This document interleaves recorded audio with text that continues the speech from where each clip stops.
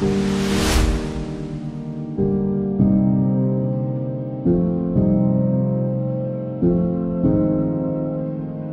si Salome, isang dalagang naninirahan sa isang simpleng kubo.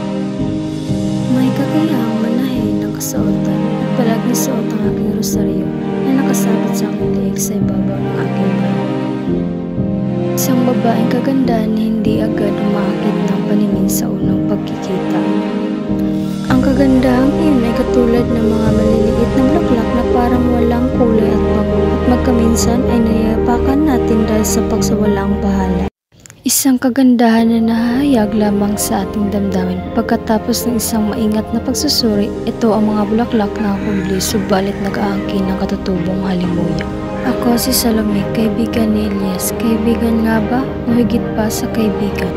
Bale, importante mahal ko si Elias. Dito ako ngayon sa aking kubo, malapit sa lawa. Ako ay nagtatay. Hindi rin ako magtatagal dito. Ako ay aalis papunta sa mga kamag-anak ko. At bigla kong naaalala nung kami ay nag-uusap ni Elias. Ginugol ko ang araw at gabi, Elias, sa kakaisip kung kailan ka darating. Tapat mula nang dumating ka sa buhay ko, nawala na pang-akit ang umaga at gabi.